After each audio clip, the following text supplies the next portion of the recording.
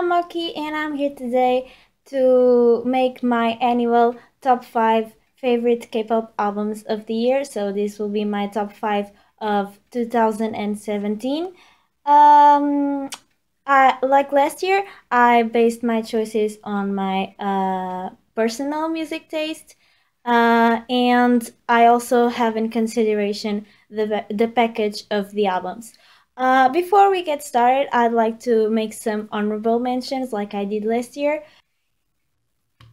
These are a few of the albums that I think were great but didn't make it to the top 5.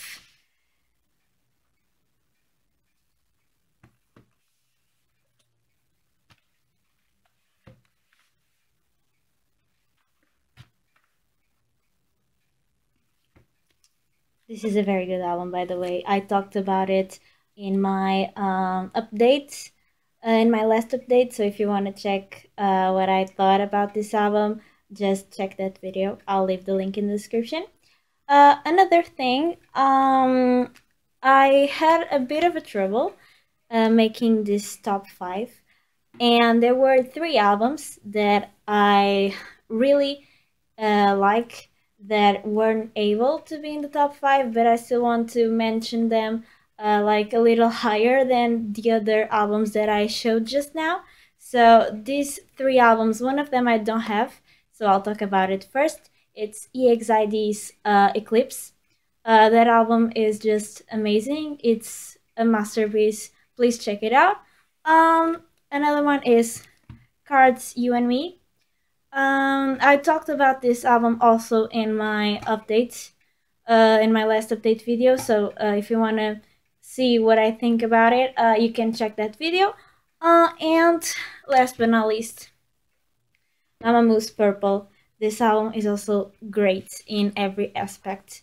I also would like to mention some of the albums that I don't have, which are Pristine's album, Cosmic Girls album, G-Friend, NCT Limitless, Taemin, what else? N.flying, FT Island, JJ Project, and I'm probably missing some of them. So if I didn't include it, I'll probably just put the name of the album here somewhere.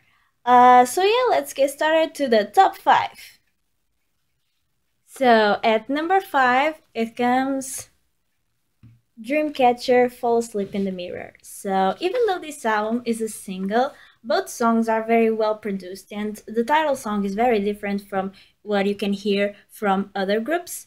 It's different and darker, and it just makes it really special and very it's their very own style. So I think that's one of the reasons why I think this their style and this album is so great. I could have chosen a Nightmare or Prequel, but the reason why I didn't was because this album has my favorite title track from them and my favorite ballad song, which is Lullaby. And the photo book is actually really pretty and shows 2 sides of them. One with that is darker, and another that is a little bit brighter, but still very mysterious. So it shows their colors very well. I'm gonna show you a little bit of what I mean when I talk about the package and the photo book. So as you can see, the package is really good, and the photo book has this darker side. As you can see, all the photos are in black and white, and then there's this page. I don't know if you can see well, where it transits from makes a transition from the colored side to the darker side. So the colored side is like this. It's still very mysterious, as you can see, but it's a lot lighter. So yeah, this is why Dreamcatcher's Fall Asleep in the Mirror is at number 5. And my favorite song from this album is their title track, which is Good Night. So in fourth place, we have Day 6 Sunrise. So the reason why I have this album at number 4, it's because it just deserves to be here. Even if the songs weren't as great as they are, they just deserve to be here because they worked so hard this year. They had their Everyday Six project where they would put 2 songs out a month. So even if the songs were terrible, this album would still deserve to be here. But the songs aren't terrible at all. The songs are amazing, and I chose this instead of Moonrise. I could have chosen Moonrise, but I like their upbeat songs better, so I like this album better. I also think they took a little more time with the production of this. I don't know. That's what I feel like. And what else? It is a full album. It has 14 songs, so that's a plus. Also, the package is pretty decent. It's not like their previous albums. This album actually is a box, and the photo book is the prettiest photo book they put out ever. You can delete the jewel case though. Please delete the jewel case, JYP. And the photo book is really pretty, really aesthetic, as you can see.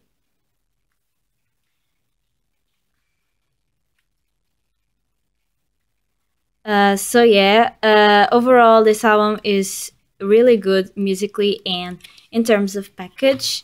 And my favorite song of this album is I Wait. And now the top 3. So in number 3 we have, of course, My Babies, Vix, Shangri-La. I have both versions as you can see.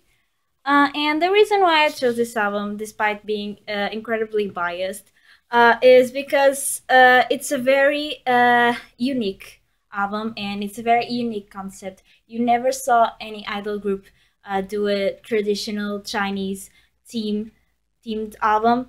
And they also included in their title track, Shangri-La, a traditional Korean instrument which added a very different sound and very unique, and it just mixed very well overall with the song. So kings of concepts and kings of making songs with traditional instruments, like what? Okay, so despite that, the album is very good overall. They managed to mix traditional and new sounds, so I thought that was really interesting. Also, the lyrics are pretty nice. Like, good job, Ravi. The photo book is really unique, like the concept, and the package overall is also really good. I'm gonna show you a bit of the photo book like I did with the other albums so that you can see what I mean. Here's the CD.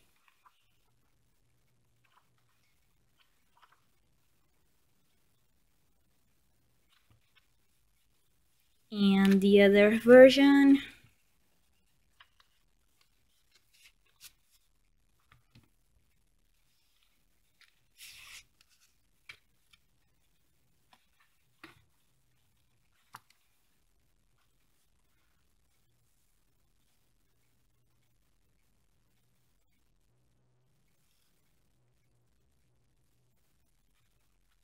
And my favorite song of this album is Into the Void. I just can't get enough of that song. At number 2, I put an album that I don't have, but Mel does, so I'll just put a clip of that album that she recorded for me and explain why I chose it for number 2. So as number 2, I chose Winners Faith number 4. This is a single album. I'm not gonna talk a lot about it, but both songs are great, and I consider them the best songs of this year. I actually made a top 15 best songs of the year, which I'll leave the link in the description so that you can see. And even the photo book is really nice. Um, and overall, it's just a really good album. I chose this mainly because the songs are so incredibly good, and Winner put a lot of work into this album. So, congratulations, this album is a masterpiece.